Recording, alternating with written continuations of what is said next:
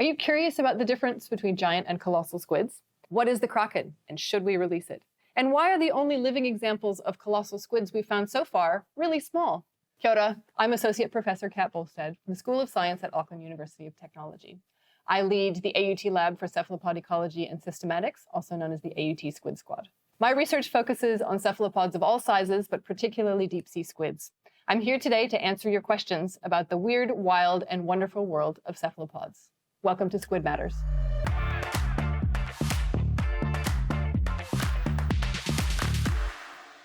What is the AUT Squid Squad? The AUT Squid Squad is a group of researchers who focus particularly on deep-sea squids. We look at their biodiversity, we describe new species, and we figure out how they fit into the marine ecosystems that they inhabit. What is their role in the food chain? What kind of interactions do they have with other animals? What are they doing down there in the dark? How and why did I become interested in becoming a squid researcher? I have been interested in marine biology since I took a course in high school and did a project on anglerfishes. And at that time, I just discovered how strange some of the biology is down in the deep sea and was absolutely hooked on it. Later, I worked at an aquarium where I met an octopus for the first time, and she was like no other animal I had ever encountered. She had a personality, she knew different human beings, she seemed to enjoy interacting with people, and from that point on, I knew cephalopods were the direction I needed to go in. I moved to Aotearoa, New Zealand in the early 2000s, met a researcher here who had just done a lot of work on New Zealand octopuses, but suggested that the biodiversity of squids in Aotearoa had a lot left to be discovered. Put me on that research path, and I've never looked back. Here's a good question. Why are squids so important in ocean ecosystems?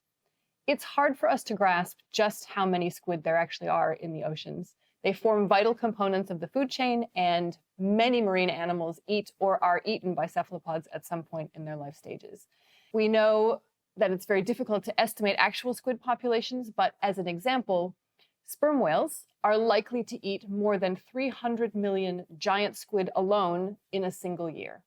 So to provide just a very general example of how many there might be, that's an indication. It also seems that the more humans over-harvest other animals out of the food chain, squid seem to be poised to fill those vacant niches. They are able to rapidly adapt to changing environmental conditions. Their populations can expand quite quickly. And if we remove the large fishes from the ecosystem, then we've taken away some of their predators and some of their competitors. So it may be that as climate change goes on, we actually see an increasing importance of squid in the world ecosystems. How smart are squid?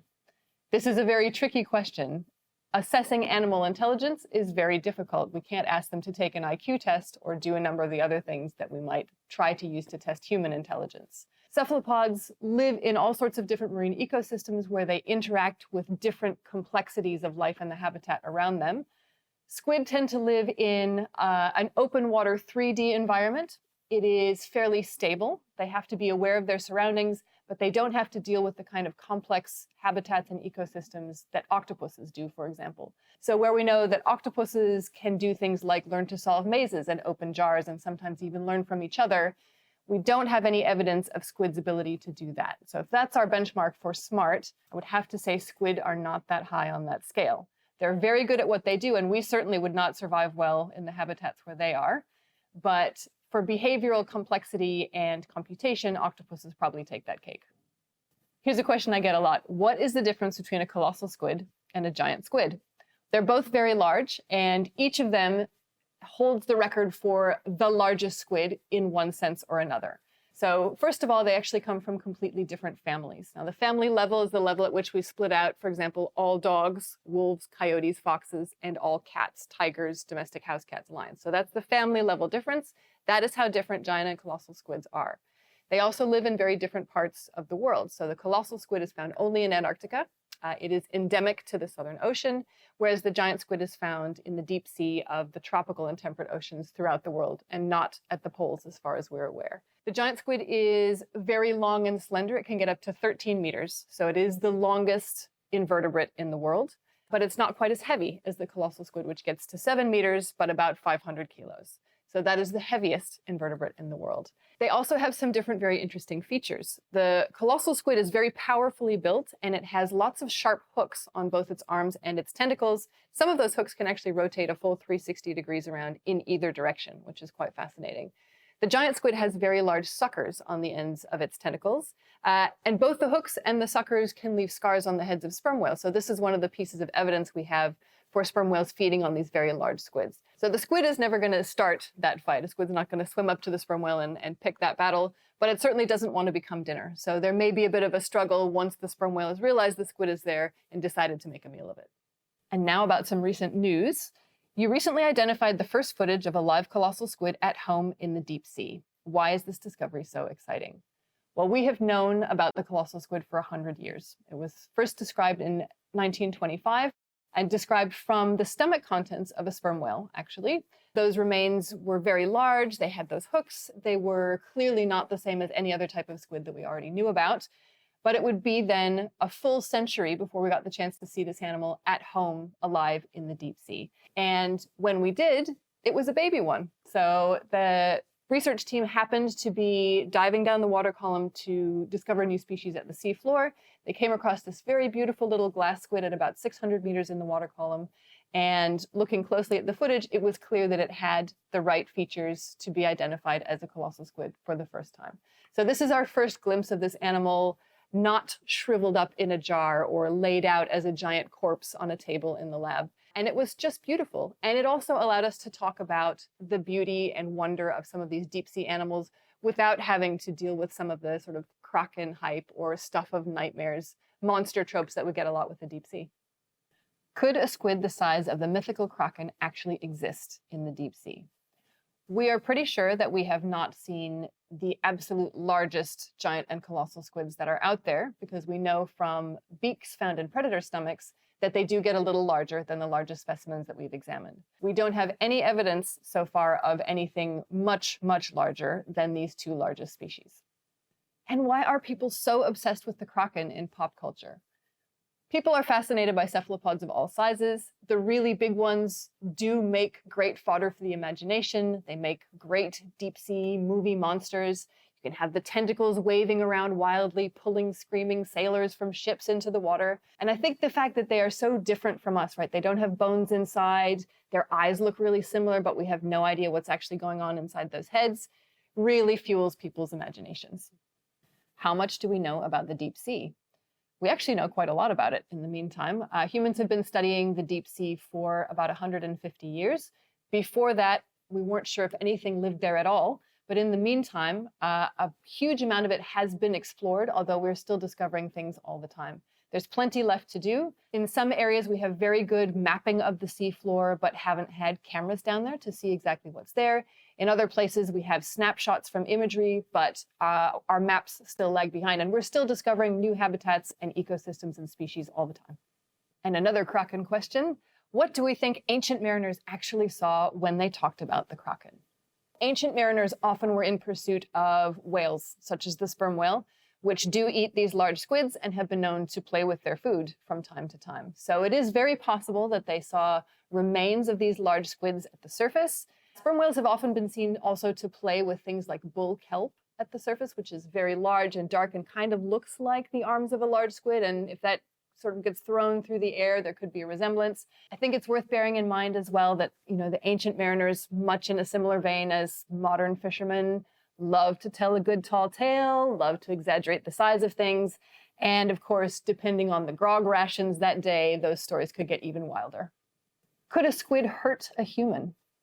There are species of squid that will interact with humans in the water. Famously, the Humboldt squid or jumbo squid in the Eastern Pacific is often said to be aggressive, certainly curious, and is a large predator and travels in groups. So divers that interact with these animals, for example, sometimes wear chainmail in order to avoid getting bitten, or if bitten, to not be bitten so severely.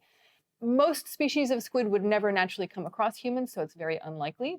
A healthy giant squid is never going to be at the surface of the ocean, and you're unlikely to be swimming in the Antarctic with a colossal squid. So unless you are purposely getting in with Humboldt squid and taking matters into your own hands at your own risk, you're very unlikely to get hurt by a squid. However, all cephalopods, we think, have some kind of venom. So if you're handling an octopus, a cuttlefish, a broad squid, and you get bitten by them, you may experience, depending on the species, some kind of adverse effects, ranging up to lethal, of course, for the blue ring octopus from Australia.